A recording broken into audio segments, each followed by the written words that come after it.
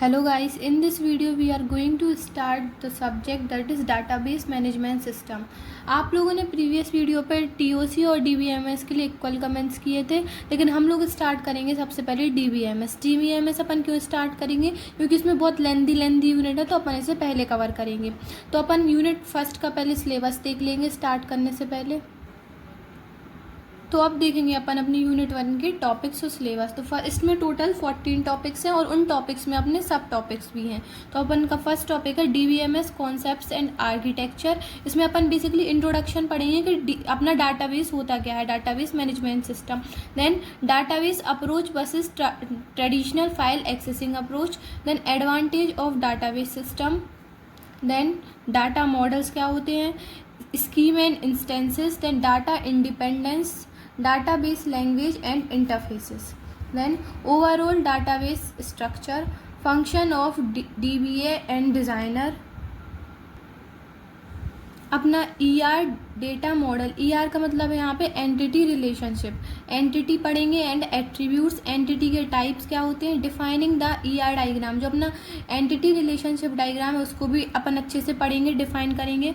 Concept of generalisation, aggregation and specialisation, जो आपका generalisation, aggregation और स्पेशलाइजेशन है ये आपके प्रीवियस जो अपना रिसेंट में एग्जाम हुआ था DBMS का, उसमें ये क्वेश्चन आया था। Then transforming ER diagram into tables, तो आपका एंटिटी रिलेशनशिप डायग्राम है उसको आप टेबल्स में कैसे कन्वर्ट करेंगे, ट्रांसफॉर्म करेंगे। जो आपका ER डायग्राम है एंटिटी रिलेशनशिप, ये भी आपका अभी नेक्स्ट प्रीवियस ईयर में आया था। Then various other data model, इसमें कुछ डेटा मॉडल्स आपको और पढ़ने हैं, वो कौन कौन से हैं, object oriented data model, network data model, relational data model.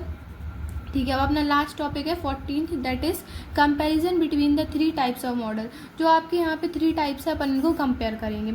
आपने पूरा सिलेबस देख लिया, अब अपन स्टार्ट करेंगे अपनी फर्स्ट यूनिट। तो अपनी यूनिट फर्स्ट को स्टार्ट करने से पहले अपन पढ़ेंगे डेटा क्या होता है। तो data is a collection of raw facts और वैल्यूज़। डेटा है कलेक्शन है का अपना रॉ फैक्ट्स एंड फिगर्स का, वैल्यूज़ का। अब यहाँ पे रॉ का मतलब क्या है, it is not processed yet, मतलब जो आपका कलेक्शन है फैक्ट्स का, वैल्यूज़ का, तो वो मतलब प्रोसेस नहीं है, वो बस ऐसी रॉ डाटा है, अपना मटेरियल है। Data are collected and stored for future use. और डेटा को अपन कलेक्ट क्यों करते हैं, उसको स्टोर करने के लिए, और स्टोर करते हैं, कलेक्ट करते हैं उसको यूज़ करने के लिए, किस लिए यूज़ करेंगे अपन उसको, फ्यूचर में यूज़ कर सकें, इसलिए अपन अपना जो डेटा है उसको क्या करेंगे, स्टोर करते हैं। Then these facts can be about, और यहाँ पे जो फैक्ट्स टर्म है वो क्या है, वो है पीपल्स हो सकते हैं, प्लेसेस हो सकती हैं, थिंग्स हो सकती हैं, इवेंट्स। पीपल्स लाइक किसी का नेम और उसकी एज, प्लेसेस सिटीज़ या फिर कंट्रीज़। देन थिंग्स क्या हो सकती हैं, किसी प्रोडक्ट की ID या फिर प्राइस। बेसिकली अपना डेटा क्या है, रॉ फैक्ट्स, मतलब सिर्फ ऊपर की इन्फॉर्मेशन है किसी भी चीज़ की। अपना नेक्स्ट टॉपिक क्या है, इन्फॉर्मेशन क्या होता है। तो इन्फॉर्मेशन इज़ ऑर्गेनाइज्ड और क्लासिफाइड डेटा। बेसिकली इन्फॉर्मेशन होता है तो डेटा ही है, लेकिन ये ऑर्गेनाइज्ड होता है, ये प्रॉपरली ऑर्गेनाइज्ड होता है और क्लासिफाइड होता है डेटा अपना इन्फॉर्मेशन में, which has some meaningful values for the receiver. मतलब जो डेटा रहता है वो कोई रिसीव करेगा, मतलब कंप्यूटर सिस्टम मान लीजिए डेटा को रिसीव कर रहा, तो वो जो डेटा रिसीव कर रहा है उसमें मीनिंगफुल रहेगा अपना डेटा। ठीक है, जो अपना मतलब वो इन्फॉर्मेशन मीनिंगफुल रहेगी तो वो से अपन इन्फॉर्मेशन बोलेंगे उस डेटा को। और डेटा रहता है रॉ फैक्ट्स एंड फिगर, उसकी कोई मतलब बेसिक वैल्यू नहीं रहती है। And information is the process data, जो इन्फॉर्मेशन होती है वो ऐसा डेटा होता है जो प्रोसेस्ड है। ठीक है, the process data must qualify few characteristics. अब आपका जो प्रोसेस डेटा है वो कुछ कैरेक्टरिस्टिक्स को क्वालिफाई करेगा, तो वो क्या है, first timely, information should be available when requirement. मतलब टाइमली का मतलब क्या है, जो इन्फॉर्मेशन कंप्यूटर सिस्टम को नीड है तो वो उस टाइम पे अवेलेबल होनी चाहिए। जब कंप्यूटर सिस्टम कोई फंक्शन परफॉर्म कर रहा है तो उसमें वो इन्फॉर्मेशन अवेलेबल होनी चाहिए, मतलब टाइम पे रिक्वायर्ड होनी चाहिए, अवेलेबल होनी चाहिए। देन एक्यूरेसी इसका next characteristic, that is information should be accurate. मतलब जो इन्फॉर्मेशन आपने कंप्यूटर सिस्टम को दी कोई भी टास्क परफॉर्म करने के लिए, वो इन्फॉर्मेशन कैसी होनी चाहिए, आपकी एक्यूरेट होनी चाहिए, करेक्ट होनी चाहिए, कि उसके बिहाफ पे आपकी प्रोसेस या आपका प्रोग्राम कुछ भी रन कर सके कंप्यूटर सिस्टम में। देन कंप्लीटनेस, आपकी जो इन्फॉर्मेशन है जो आपने कंप्यूटर सिस्टम को दी वो कंप्लीट होनी चाहिए। कंप्लीट का मतलब किस सेंस में है कि अगर आपने आधी अधूरी इन्फॉर्मेशन, कोई भी इंस्ट्रक्शन या टास्क परफॉर्म करने के लिए कंप्यूटर सिस्टम को दे दी, तो फिर वो इनकम्प्लीट रह जाएगा, उसमें एरर इशू होंगे या फिर वो परफेक्टली डन नहीं हो पाएगा आपका टास्क। तो इन्फॉर्मेशन शुड बी कंप्लीट, आपकी इन्फॉर्मेशन कैसी होनी चाहिए, हमेशा कंप्लीट। अब अपन पढ़ेंगे मेन टर्म क्या है अपना, डेटाबेस क्या होता है डेटाबेस मैनेजमेंट सिस्टम में। तो चलिए उसको देखते हैं। अब अपना DBMS में क्या पढ़ेंगे अपन, डेटाबेस। जो मेन पॉइंट है, मेन कैरेक्टरिस्टिक्स है। अब डेटाबेस क्या होता है, तो database is a computer based system. Database होता है कंप्यूटर बेस्ड सिस्टम, वो स्टोर करता है डाटा के लिए, मतलब जो अपना डाटा रहेगा उसको स्टोर करेगा कंप्यूटर सिस्टम में इलेक्ट्रॉनिकली। डाटा को कैसे स्टोर करेगा, इलेक्ट्रॉनिकली स्टोर करेगा कौन, database. A database is a computer based system that store and manage large amount of data. जो अपना डेटाबेस है वो जो डाटा को स्टोर तो करेगा, लेकिन कैसे डाटा को स्टोर करेगा, लार्ज अमाउंट ऑफ डेटा को स्टोर करेगा। वो किस वे में स्टोर करेगा डाटा को, ऑर्गेनाइज्ड वे में, एक क्लासिफाइड वे में कंप्यूटर सिस्टम में डाटा को स्टोर करेगा, वो भी इलेक्ट्रॉनिकली, ठीक है।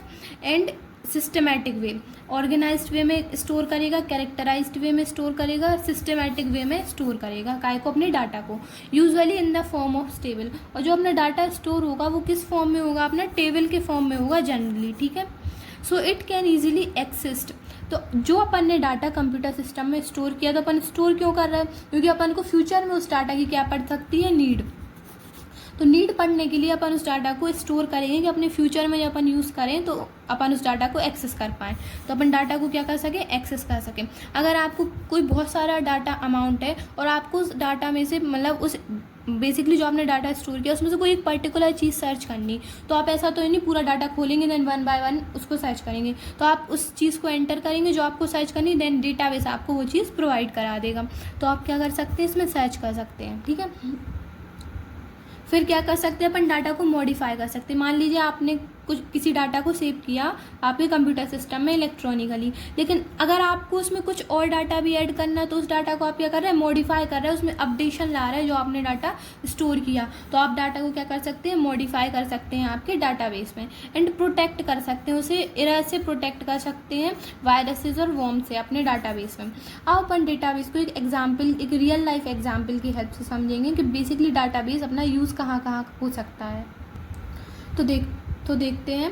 इमेजिन अ लाइब्रेरी, एक आप लाइब्रेरी को इमेजिन करिए। अब लाइब्रेरी क्या है, लाइब्रेरी में बहुत सारी बुक्स होती हैं, तो जो आपका हेड होता है लाइब्रेरी का, तो आप उसको बोलते हैं कि हमें पर्टिकुलर बुक चाहिए, तो वो सर्च करके देगा आपके लिए बुक, ठीक है। कि अब उसको ऐसे तो नहीं है कि वो सारे बुक्स डेस्क में जाएगा और वन बाय वन बुक्स को सर्च करेगा देन आपको प्रोवाइड करेगा, तो ये तो बहुत टफ है। तो वो यूज़ करेगा काय का, डेटाबेस का। कैसे, a library has thousands of books, library में कैसी होती हैं, बहुत सारी बुक्स उसमें अरेंज रहती हैं। And to manage all those books is difficult. अब इतनी सारी बुक्स को अगर कोई मैनुअली अरेंज करेगा तो बहुत डिफ़िकल्ट है। So it keep a record, तो अपन डाटाबेस में रिकॉर्ड कैसे ले सकते हैं, हमने बताया था कि डाटाबेस में अपन जो डाटा को स्टोर करेंगे वो किस फॉर्म में करेंगे, टेबल के फॉर्म में स्टोर करेंगे। तो अपन लाइब्रेरी में भी डाटा को स्टोर कैसे करेंगे, टेबल के फॉर्म में, ठीक है।